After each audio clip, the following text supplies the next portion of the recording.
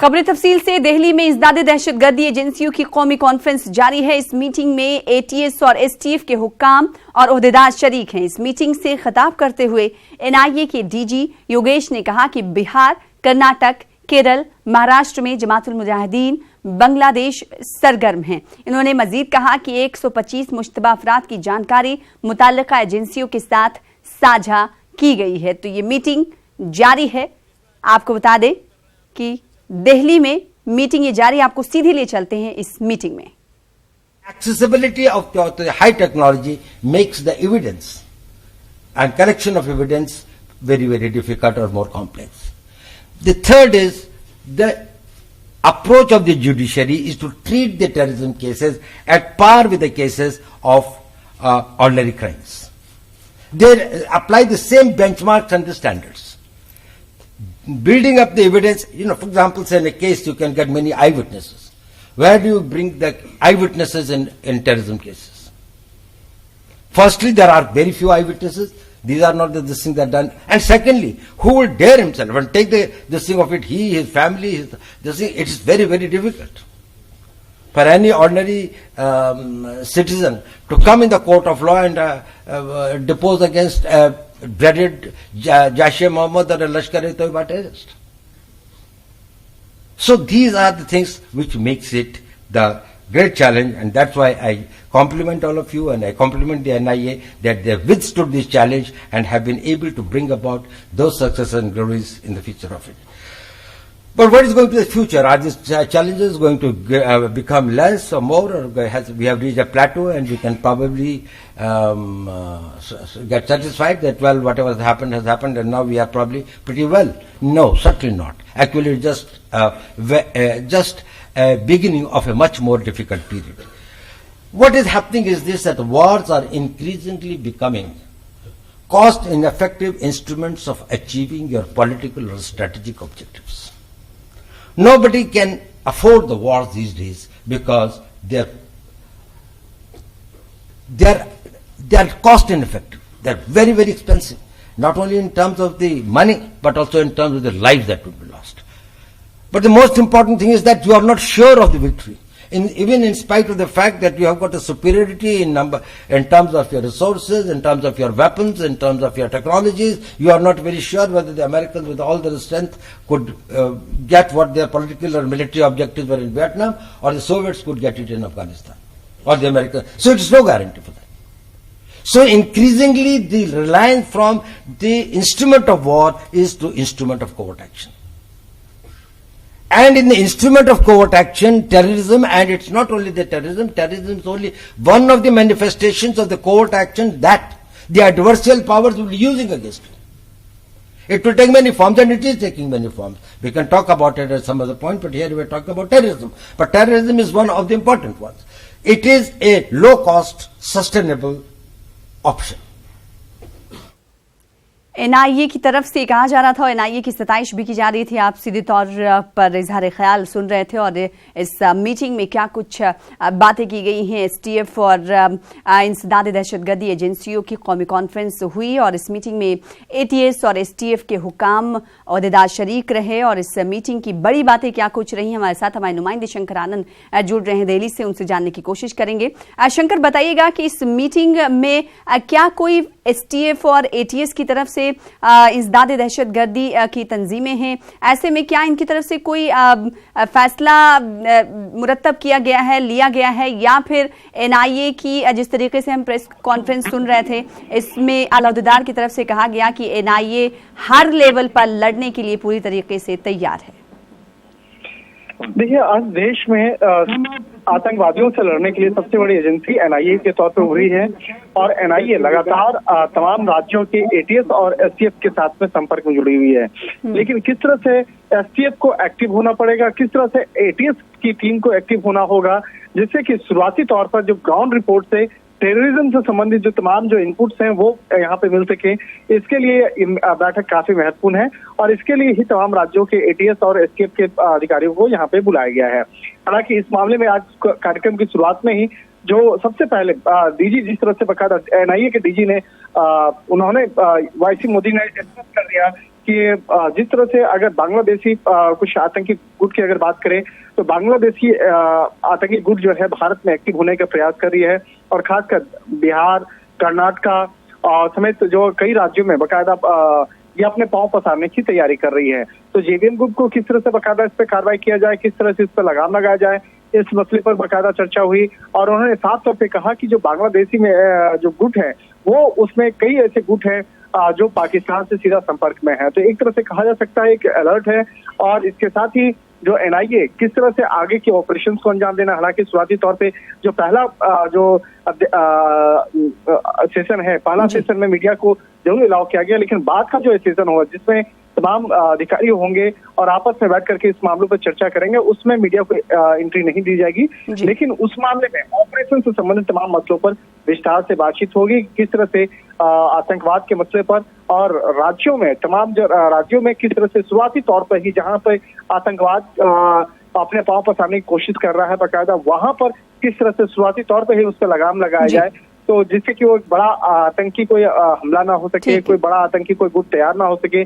तो इस मामले पर विस्तार से चर्चा होगी। शंकर, आपने कहा कि दूसरे सेशन में मीडिया को आने की इजाजत नहीं दी गई है, दूसरे सेशन की शुरुआत कब से होगी? देखिए, पहला सेशन अब लगभग समाप्त होने वाला है, तकरीबन 12 बजे के लगभग में टी ब्रेक होगा। टी ब्रेक के बाद उसके बाद दूसरा सेशन स्टार्ट होगा। देखिए, कुछ ऐसे चीजें होते हैं जो ऑपरेशनल चीजें होती हैं, ऑपरेशन चीजों में मीडिया को बुलाना सही भी नहीं होता है, क्योंकि मीडिया में वो चीजें जब रिलीज हो जाती हैं तो आतंकी उस चीज से लेकर अलर्ट हो जाते हैं, या किस तरह से आतंकियों के खिलाफ एक ऑपरेशन को तैयार करना है, किस तरह से उसको अंजाम देना है, किस तरह से आपको सतर्क रहना है। तो ये जो तमाम जो इनपुट्स होते हैं, उस इनपुट्स को ये लोग गुप्त रखना चाहते हैं, क्योंकि ये चीजें अगर मीडिया में आती हैं तो वो उसके लिए फायदेमंद साबित होगा और देश के लिए नुकसान होगा, इसलिए उसमें मीडिया की एंट्री नहीं होती है। और अगर बात करें जो तमाम ऑपरेशन से संबंधित मसले को, तो निश्चित तौर पे इस ऑपरेशन से संबंधित तमाम जो ऑपरेशन से जुड़े हुए अधिकारी हैं वो इस कार्यक्रम में हिस्सा ले रहे हैं, जिसमें एनआईए के अधिकारी के साथ साथ जो एनआईए इस कार्यक्रम का जो आयोजन करता है मुख्य तौर पे एनआईए है, लेकिन एटीएस, एसटीएफ और इसके साथ ही आईबी की जो टीम है वो इस कार्यक्रम में शिरकत कर रही है और तमाम जो इन्वेस्टिगेटिव एजेंसियां हैं उसके अधिकारी जो है वो शिरकत कर रहे हैं, जिससे कि आतंकियों के मसले पर खासकर किस तरह से लगाम लगाना है उन मसलों पर चर्चा होगी। और जम्मू कश्मीर की अगर बात करें तो निश्चित तौर पर जम्मू कश्मीर जो है काफी महत्वपूर्ण मसला है, क्योंकि जम्मू कश्मीर को लेकर अगर कहें तो जिस तरह से भी देखा जाए तो 370 धारा 370 को खत्म करने के बाद वहां पर कई जो गुट हैं बाकायदा वो सक्रिय हो रहे हैं, लेकिन अभी तक उस मामले पर जिस तरह से वहां पर कोई अभी तक कोई बड़ी घटना को सुनने को नहीं मिला है। लेकिन कोशिश करना है कि जांच एजेंसियां कोशिश में लगी है कि उसके एक्टिव होने से पहले ही उस पे लगाम लगाया जाए और कोई भी आतंकी गुट कोई वहां पर खड़ा ना हो सके, इसकी यहाँ पर तैयारी किया जाए। तो एटीएस और एसटीएफ के ओहदेदार मौजूद हैं इस मीटिंग में और इस हवाले से लाहेअमल भी मुरतब किया जा रहा है कि किस तरीके से दहशतगर्दों से लड़ना होगा। बेहद शुक्रिया शंकर आनंद हमारे साथ जुड़ने के लिए, तफसीलात देने के लिए। फिलहाल आगे बढ़ेंगे। वादी कश्मीर में मजमूई तौर पर हालात पुरसुकून हैं, धीरे धीरे मामूलात जिंदगी पटरी पर लौट रही है। श्रीनगर में सुबह 9 बजे तक आज भी दुकानें खुली हुई नजर आई, सड़कों पर निजी गाड़ियों की आमदोरफ्त देखी जा रही है। वहीं वादी कश्मीर के कुछ मकामात पर दफा 144 अब भी नाफिज है। वादी कश्मीर में आज से पोस्ट पेड मोबाइल फोन की खिदमात बहाल कर दी जाएंगी। इसका ऐलान शनिचर 12 बजे यानी 12 अक्टूबर को किया गया था और 12 बजे से पोस्ट पेड मोबाइल खिदमात शुरू हो जाएंगी। सरकारी तर्जुमान और सीनियर आईएएस अफसर रोहित कंसल ने मीडिया से कहा था कि आज 12 बजे से पोस्ट पेड मोबाइल फोन बहाल कर दिए जाएंगे। उम्मीद है कि अब तलबा भी स्कूलों का रुख करेंगे। अब ट्रैफिक की नकलो हमल में भी इजाफा होगा। आपको बता दें कि 5 अगस्त को जम्मू कश्मीर से दफा 370 हटाया गया था, जिसके बाद जम्मू कश्मीर में मवासिलाती निज़ाम मुनक़ता हुआ था। अब धीरे धीरे मोबाइल फोन सर्विस, इंटरनेट को बहाल करने की तरफ जम्मू कश्मीर इंतजामिया गामजन है। जी, ये बहुत अच्छी बात है। ये प्रॉब्लम हो रही थी, लोग बहुत सफ़र कर रहे थे। ये तो पोस्ट पेड इन्होंने अभी चालू किया, ये प्रीपेड भी होना चाहिए, तो तभी फायदा मिलेगा लोगों को। और नेट की वजह से भी बहुत प्रॉब्लम हो रही है यहाँ पे, कुछ बिजनेस सारा इससे लॉस हो गया, बहुत सारा लॉस हो गया। तो नेट भी अगर चालू हो जाए तो वो बहुत अच्छी बात है। एक आम कश्मीरी होने के नाते मैं ये सवाल करना चाहता हूँ कि अगर हालात ख़राब है तो इंसान की जो बुनियादी सहूलियात है उनको छीना जा रहा है। जब भी कोई कुल्हाड़ी पड़ती है तो आजकल के नेटवर्क पे पड़ जाती है। तो इसको बंद करने से मेरे दिमाग से बाहर है कि इसको बंद क्यों किया जाता है। बेहतर ये होता है कि अगर प्रीपेड भी रिस्टोर हो जाते तो और भी राहत मिलती, क्योंकि लोग बहुत परेशान हैं हालात की वजह से। पहले ही जहनी परेशानी है और ऊपर से कम्युनिकेशन ब्रेक, पता नहीं चलता कि रिश्तेदार कहाँ पर है, कौन कहाँ है, क्या हो, कोई जिंदा भी है नहीं है, सब परेशान। इसलिए अगर प्रीपेड भी और नेट भी चालू होता तो बेहतर हो जाता है। आजकल के ज़माने में कहाँ से कहाँ पहुँच गई है दुनिया, और इस ज़माने में पीछे रहना ये बहुत मुसीबत की बात है कश्मीर के लिए। अगर आज मोबाइल खुल रहे हैं पोस्ट पे, बहुत अच्छी बात है, राहत मिल लोगों को, कॉन्टैक्ट्स बढ़ेंगे, अपनों से मिलेंगे। बिछड़ गए हैं अपने, जैसे बाहर अब्रॉड चले गए हैं बहुत सारे लोग, उनसे कोई कनेक्ट नहीं हो पा रहा है। ये सब कुछ खुलना चाहिए, क्यों बंद होना चाहिए? मुझे नहीं लगा अच्छी बात है आजकल के ज़माने में। जैसे आज कितनी तरक्की हो रही है दुनिया में और पीछे जाना, मुझे नहीं लगा अच्छी बात है ये। मरकजी वजीर मुख्तार अब्बास नकवी ने न्यूज़ 18 से खास गुफ्तगू की। उन्होंने कई मसाइल पर इजहार ख्याल किया। न्यूज़ 18 से गुफ्तगू करते हुए कहा कि दफ़ा 370 की मनसूखी के बाद कश्मीर की हालात मामूल पर हैं। वहीं इन्होंने पाकिस्तान पर भी निशाना साधा। इन्होंने कहा कि पाकिस्तान दहशतगर्द की फैक्ट्री है। हमारे साथ है केंद्रीय मंत्री मुख्तार अब्बास नकवी, उनसे हम बात करते हैं। सर, जिस तरह से जम्मू कश्मीर में अब पोस्ट पेड मोबाइल सर्विसेज शुरू हो रहा है, क्या शांति की ओर बढ़ रहा है कश्मीर? देखिए, एक बात आप समझ लीजिए, कश्मीर में स्थिति सामान्य थी, स्थिति सामान्य है और रहेगी, क्योंकि जो लोग स्थिति को बिगाड़ने वाले थे वो पूरी तरह से आइसोलेट हो चुके हैं, पूरी तरह से उनकी सक्रियता ख़त्म हुई है। ये वो ताकतें थी जो ताकतें कि 370 को AK-47 की तरह इस्तेमाल करती थी, और 370 के हथियार से कश्मीर के, जम्मू के, लेह के, करगिल के लोगों के अमन और तरक्की की हत्या करती थी। आज वो ख़त्म हुआ है, वो टूटा है। तो इसलिए जहाँ पर एहतियाती तौर से कुछ कार्रवाइयाँ भी हुई थी, वो भी ख़त्म हुई हैं, सामान्य हो गया स्थिति, लोग अपने सामान्य जीवन यापन कर रहे हैं और आगे बढ़ रहे हैं। हाँ सर, इसके साथ साथ बात करें सर, अयोध्या में 144 को लगा दिया गया है सर। अब देखिए, ये तो अब त्योहारों का वक्त है, त्योहारों का समय चल रहा है, और राज्य सरकारें ये समय समय पर एहतियात के तौर पर ये करती हैं। ये कोई बहुत सी असामान्य या अजूबी घटना नहीं है। हाँ सर, अगर हम बात करें, राहुल गांधी लगातार अब भी राफेल की चर्चा कर रहे हैं और उसके प्राइसिंग को लेकर के लगातार सवाल खड़े कर रहे हैं। इन लोगों को ये समझ लेना चाहिए कि अब परिवार के पॉलिटिकल परिक्रमा का वक्त गया। अब देश के प्रोग्रेस के लिए परिश्रम, परफॉर्मेंस और परिणाम देने का युग चल रहा है। तो अब ये जो परिवार के पॉलिटिकल परिक्रमा थी, वो धीरे धीरे परिक्रमा वाले लोग भी भाग रहे हैं। तो इसलिए जो है वो अब वक्त बदल गया है। अब आपको जो है वो परफॉर्मेंस करना पड़ेगा, परिश्रम करना पड़ेगा, और देश के प्रोग्रेस का हिस्सेदार, भागीदार बनना पड़ेगा। और इस तरह के जो है उल जुलूल बयानबाजी और उल जुलूल और बहकी हुई बातों से फ़ायदा नहीं होगा। सर, आखिरी सवाल जानना चाहूँगा कि पाकिस्तान पर फिर से इकोनॉमिक सेंसर लगाने की बात हो रही है। कहा जा रहा है कि टेरर फंडिंग को पाकिस्तान कर रहा है। आप एक बात बहुत गंभीरता से समझना होगा कि आतंकवाद पूरी इंसानियत का, पूरी दुनिया का, पूरी दुनिया के अमन का दुश्मन है। आतंकवाद की कहीं पर भी फैक्ट्री चल रही हो, आतंकवाद का कहीं पर भी उत्पादन हो रहा हो, उस फैक्ट्री को कहीं से भी संरक्षण मिल रहा हो, तो उसको जो है वो बंद करना पूरी दुनिया की एक प्राथमिकता बनी हुई है। और पाकिस्तान आतंकवाद की फैक्ट्री है, इसको ये छिपा नहीं रह गया है। वहाँ से आतंकवादियों का उत्पादन हो रहा है जो पूरी दुनिया के अमन और इंसानियत के लिए ख़तरा है, ये भी किसी से छिपा नहीं। इसलिए पूरी दुनिया एकजुट है इस पर। बहुत धन्यवाद। कैप्टन गौरव सक्सेना के साथ विनीत कुमार, न्यूज़ 18 दिल्ली। पेरिस में फाइनेंशियल एक्शन टास्क फोर्स की मीटिंग है। मनी लॉन्ड्रिंग और टेरर फंडिंग पर नजर रखने वाली तंजीम पाकिस्तान को ब्लैकलिस्ट करने के ताल्लुक से इस मीटिंग में फैसला ले सकती है। पाकिस्तान को इस मीटिंग में यह साबित करना होगा कि उसने टेरर फंडिंग और मनी लॉन्ड्रिंग में मुलव्विस अफराद और तंजीमों के खिलाफ क्या कार्रवाई की है। FATF की सदारत फिल वक्त चीन कर रहा है, जबकि मलेशिया, तुर्की और सऊदी इसके अरकान ममालिक में शामिल हैं।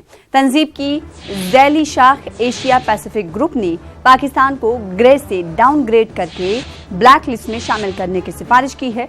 पाकिस्तान की निगाहें चीन, सऊदी अरब, तुर्की और मलेशिया पर होंगी। अगर 3 ममालिक ने पाकिस्तान के हक में वोट दिए तो उसे ब्लैक लिस्ट में शामिल नहीं किया जाएगा। वैसे अगर पाकिस्तान ग्रे लिस्ट में भी रहता है तो उसकी भारी कीमत उसे चुकानी पड़ेगी। पाकिस्तान के वजीर खारजा ने अप्रैल में कहा था कि अगर पाकिस्तान ग्रे लिस्ट में भी रहता है तो उसे सालाना $10 बिलियन का नुकसान होगा।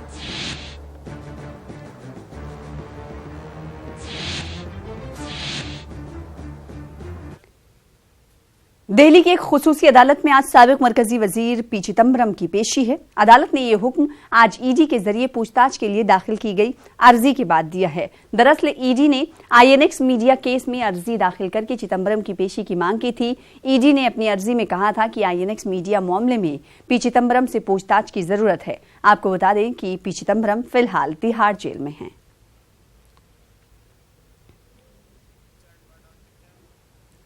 बाबरी मस्जिद हक मिल्कियत की समाअत आज फिर से एक बार शुरू होने जा रही है। हतमी बहस का ये 38वां दिन है। गुज़िश्ता एक हफ्ते से दशहरे की छुट्टी की वजह से अदालत की कार्रवाई बंद थी। आपको बता दें कि चीफ जस्टिस रंजन गोगोई के अहकामात के मुताबिक अगले 3 दिनों में यानी 17 अक्टूबर तक तमाम वकला बहस को मुकम्मल करेंगे और आज का दिन मुस्लिम फरीक के लिए खास किया गया है। मुस्लिम फरीक के वकील राजीव धवन बहस का आगाज करेंगे। वाज़ेह है कि सुप्रीम कोर्ट की 5 रुकनी आईनी बेंच मामले की रोजाना की बुनियाद पर समाअत कर रही है। 5 रुकनी बेंच में Ranjan Gogoi, justice एस.ए. Bobde, justice Chandrachud, justice Ashok Bhushan और जस्टिस अब्दुल नजीर शामिल हैं। दूसरी तरफ अयोध्या में दफा 144 दिसंबर तक के लिए नाफिज कर दी गई है।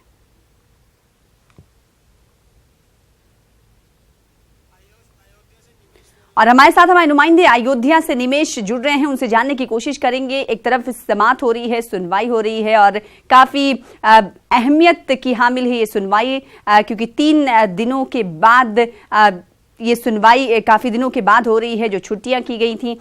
फिर उसके बाद ये सुनवाई काफी अहमियत की हामिल मानी जा रही है। उधर अयोध्या में दफा 144 नाफिज कर दी गई है। हमारे साथ हमारे नुमाइंदे निमेश जुड़ रहे हैं। निमेश, बताइएगा कि अयोध्या में इस वक्त आप क्या कुछ देख पा रहे? दफा 144 नाफिज, सरकार किसी तरीके का खतरा मोल नहीं लेना चाहती?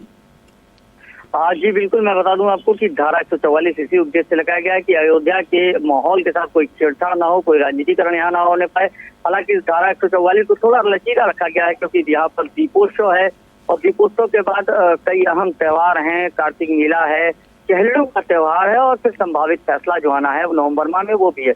इसको लेकर किसी की तरीके की रोक टोक नहीं है, बस राजनीतिक बंदिशें यहाँ पर लागू रहेंगी और कोई बंदी नहीं करने जाएगा, यहाँ पर धरना प्रदर्शन नहीं होने दिया जाएगा। इस तरीके का कोई कार्यक्रम जिससे माहौल खराब हो उसको रोकने के लिए धारा 144 लगाई गई है। ये धारा 144 दिसंबर तक लागू रहेगी और आपको सबसे अहम जो बता दें कि इस पूरे प्रकरण का ये आखिरी सप्ताह है सुनवाई के लिए। इसके बाद 17 अक्टूबर के बाद इस मामले पर सुनवाई नहीं होगी।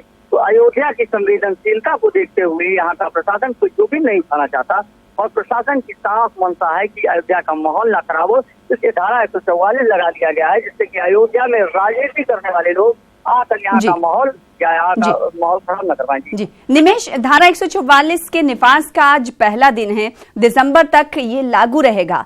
आज अयोध्या की तस्वीर आप किस तरह से देख पा रहे हैं? नॉर्मल जिंदगी चल रही है, किसी तरीके की कोई रोक टोक नहीं है। धारा 144 मैंने जैसा बताया कि एकदम लचीला रखा गया। श्रद्धालुओं को, अयोध्या आने वाले लोगों को किसी भी तरीके की समस्या ना हो, इस बात का खासा ध्यान प्रशासन ने रखा है। प्रशासन इसकी तैयारी में है कि कहीं से श्रद्धालुओं को इस तरीके की कोई असुविधा ना हो, कहीं कोई अफवाह न फैले, इससे ज्यादा प्रशासन अलर्ट है। बाकी प्रशासन ने धारा 144 केवल राजनीतिक समीकरणों को बिगाड़ने के लिए लगाया, किसी तरीके की राजनीति अयोध्या से न हो पाए, अयोध्या का नाम कहीं ना खराब हो, अयोध्या का माहौल कहीं ना खराब हो। केवल प्रशासन इस विषय पर धारा 144 लगाया है। मतलब ये कहा जाए कि राजनीतिकरण अयोध्या से अब नहीं होगी दिसंबर तक। यहाँ पर किसी तरीके का जलसा जुलूस नहीं निकालने दिया जाएगा, धरना नहीं करने दिया जाएगा, कोई मीटिंग राजनीतिक नहीं होने दी जाएगी। जी तो सियासी तौर पर ये धारा 144 लगाई गई है कि ताकि सियासी सरगर्मियां ना देखने को मिले और पूरी तरीके से इंतजामिया चौका से। बेहद शुक्रिया निमेश हमारे साथ जुड़ने के लिए और इस हवाले से तफसीलात फराहम करने के लिए। फिलहाल आगे बढ़ेंगे, बात तेलंगाना की करेंगे। तेलंगाना में आरटीसी मुलाजमीन की हड़ताल का आज 10वां दिन है। मुलाजिमत से बरतरफ करने के वजीर आला केसीआर के ऐलान के बाद से हड़ताली आरटीसी मुलाजमीन की खुदकुशियों का सिलसिला भी जारी है। 2 दिन कबल खम्मम डिपो से ताल्लुक रखने वाले ड्राइवर ने खुदसोजी की कोशिश की थी। कल ड्राइवर की अस्पताल में इलाज के दौरान मौत हो गई। बीती रात हैदराबाद के इलाके कारवान में रानीगंज डिपो में कंडक्टर के तौर पर खदमात अंजाम दे रहे सुरेंद्र गौड़ ने अपने ही घर में फांसी लगाकर खुदकुशी कर ली। आरटीसी हड़ताल के सबब नौकरी से महरूमी पर कंडक्टर ने इकदाम किया। जब से हड़ताल शुरू हुआ है उस वक्त से वो परेशान था। महलूक कंडक्टर के मकान के बाहर सिक्योरिटी सख्त कर दी गई है। उत्तर प्रदेश के जिला मऊ में एक सिलेंडर ब्लास्ट में तकरीबन 10 अफराद हलाक हुए हैं, जबकि 15 अफराद जख्मी हुए हैं और अब तक कई अफराद कहा जा रहा है कि मलबे में दबे हुए हो सकते हैं और लोगों को रेस्क्यू करने का सिलसिला भी जारी है। खबर के मुताबिक मऊ के मोहम्मदाबाद गोहना कोतवाली इलाके के वलीदपुर में सुबह 8:30 बजे के करीब सिलेंडर धमाका हुआ और पूरा मकान जमींबोस हो गया और पड़ोस के कई मकानों में दरार पड़ गई है। महलूकीन में खवातीन और बच्चे भी शामिल हैं। मौके पर पुलिस मौजूद है। वहीं वजीर आला योगी आदित्यनाथ ने कहा है कि हुकूमत की जानिब से मुतासरीन की हर मुमकिन मदद की जाएगी।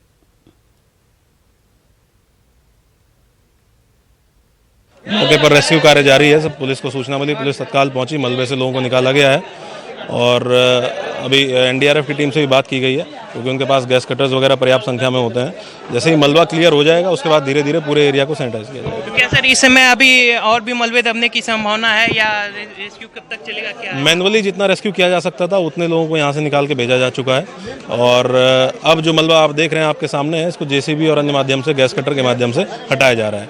संभावना है कि 1-2 लोग मलबे के नीचे दबे हो सकते हैं। इसी संभावना को क्लियर करने के लिए प्राथमिकता है कि मलबा हटाया जाए। मध्य प्रदेश के होशंगाबाद में दर्दनाक सड़क हादसा हुआ है जिसमें 4 हॉकी खिलाड़ी हलाक हो गए हैं, वहीं 3 खिलाड़ी जख्मी हुए हैं।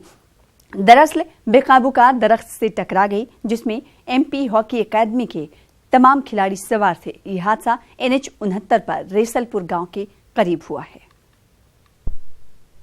ये संज्ञान में आया इटारसी से होशंगाबाद आते हुए जहां ध्यानचंद हॉकी टूर्नामेंट हो रहा था, उस हादसे में 4 खिलाड़ी हादसे में उनकी जान चली गई और कुछ खिलाड़ी जो है वो घायल हो गए हैं। घायलों को तुरंत वहाँ पहुँचाया गया है नर्मदा हॉस्पिटल में होशंगाबाद में। और मैंने अभी कलेक्टर साहब से बात की थी, कलेक्टर होशंगाबाद से, कि जो कुछ भी बेस्ट पॉसिबल ट्रीटमेंट हो सकता है पहले, सबसे पहले उनकी जान बचाई जाए जो घायल खिलाड़ी हैं, और बाकी जो जिनकी जान गई है उनके परिवारों से बात करें और उनको इन्फॉर्म करें उसमें